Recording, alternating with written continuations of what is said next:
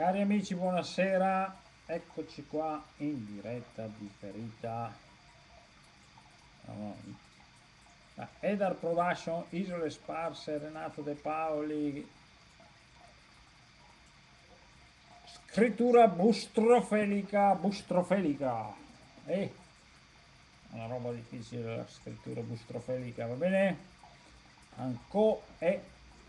Che giorno è Anco? Forse il giorno di Zeus. La moglie vorrebbe che fosse il 27, invece è solo il 17. Ah, che di sfortuna. Ah, peccato allora, beccatevi questo, guardate questo ragazzi. Ernest Hemingway, cattivo, cattivo anche lui. Di là dal fiume tra gli alberi. Vediamo solo l'incipit, dopo ne corromparvelo o ne vederlo meglio. Di là dal fiume tra gli alberi, va bene? Consigliato ai bambini, ai grandi, ai piccini costa solo, non sa cancella il nome, ma cronologia non interessa, antologie, giudizi dei dritti, all'esa l'incipit del partirono 2 ore prima dall'alba e dapprima non fu necessario spezzare il ghiaccio sul canale perché erano già passate altre barche. In ogni barca al buio, in modo che lo si udiva senza vederlo. Il barcaiolo stava ritto a poppa, con lungo remo. Il cacciatore era seduto su uno sgabello fissato al coperchio di una cassetta che conteneva la colazione e le cartucce, e i suoi 2 o 3 fucili erano appoggiati sul mucchio di stampi. In ogni barca, in ogni punto o nell'altro vi era un sacco con un paio di germani femmine vive e un maschio e una femmina, e su ogni barca c'era un cane che si agitava tremando inquieto allo starnazzare delle anatre che passavano in volo in quel buio. 4 barche risalivano il canale principale verso la grande laguna a nord. Una quinta barca era già svoltata in un canale laterale. La sesta barca svoltò ora verso sud in una laguna bassa e non si udì frangersi d'acqua. Era tutto ghiacciato, gelato di fresco durante il freddo improvviso della notte senza vento. Era flessibile come gomma e cedeva sotto la spinta del remo. Poi si spezzava di scatto come la lastra di vetro, ma la barca procedeva di poco. Dammi un remo, disse il cacciatore della sesta barca. Si alzò e mise in equilibrio con cautela. Udiva le anatre passare nel buio e sentiva il capo puntare inquieto. Verso nord il rumore del ghiaccio spezzato dalle altre barche. Stia attento, disse il barcaiolo dalla poppa, e non riesci la barca. Sono barcaiolo anch'io, disse il cacciatore. Prese il lungo remo che il barcaiolo gli porgeva e lo capovolse per poterlo tenere con la pala. Stringendo la pala si pose davanti e batté sul ghiaccio con l'impugnatura. Sentì il fondo saldo della laguna bassa.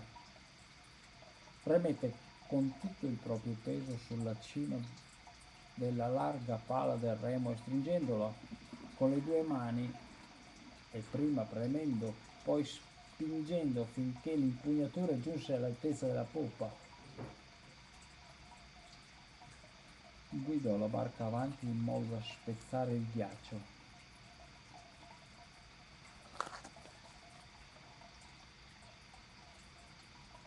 Quando la barca vi fu guidata dentro e sopra, il ghiaccio si spezzò come una lastra di vetro e da poppa il barcaiolo la spinse avanti nel paesaggio aperto. Dopo un po' il cacciatore, che lavorava solo e senza interruzione e sudava negli abiti pesanti, chiese al barcaiolo: «Dov'è la botte?» «Laggiù a sinistra, in mezzo alla prossima baia». «Devo svoltare da quella parte?» «E se vuole». «Come se voglio? Sei tu che conosci l'acqua. C'è abbastanza acqua ad arrivare laggiù?» «La marea è bassa, chi lo sa? Se non ci spicciamo spunterà l'alba prima che si arrivi». Il barcaiolo non rispose. «E va bene, pezzo di bischero», pensò tra sé il cacciatore. «Ci arriveremo. Ormai abbiamo fatto 2/3 di strada e se hai paura di far fatica a spaccare il ghiaccio per prendere le hanno altrettanto peggio per te. Dacci dentro, bischero», disse in inglese. «Cosa?» chiese il barcaiolo in italiano o in veneto. «Ho detto andiamo, sta per far giorno». Spuntò l'alba prima che giungessero alla botte di doghe di quella quercia immensa nel fondo della laguna. Era circondata da un bordo di terra, in presenza della quale erano stati piantati falasco e erba, e il cacciatore vi si calò dentro con cautela mentre i fili dell'erba gelata gli si spezzavano sotto i piedi. Il barcaiolo lo prese dalla barca lo sgabello con la cassetta di cartucce e lo pose al cacciatore, che chinandosi lo pose sul fondo della grossa botte.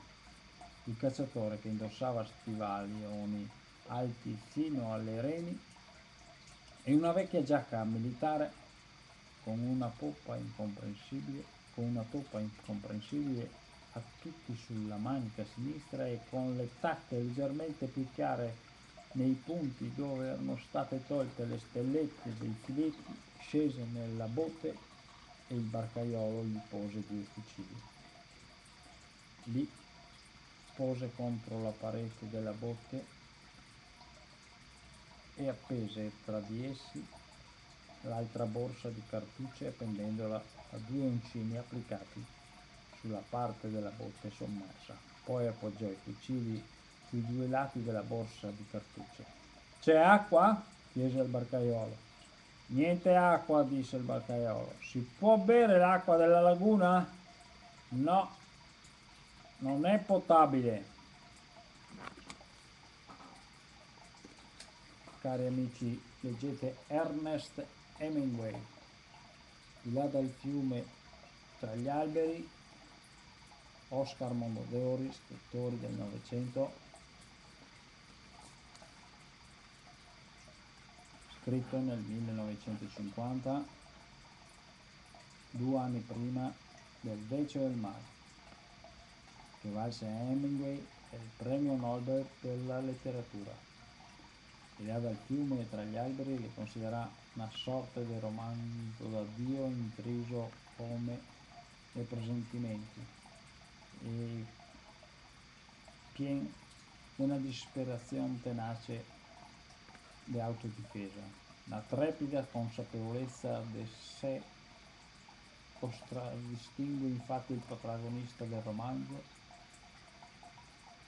un 50enne colonnello americano, lo sapeva lui, maschera del vecchio Hemingway, reduce della seconda guerra mondiale, follemente innamorato di una ventenne nobildonna veneta veneziana, sullo sfondo di un ambiente in gran parte veneziano che va dal Grand Hotel Gritti dell'Irish Bar alla laguna ai palazzi della gente per bene.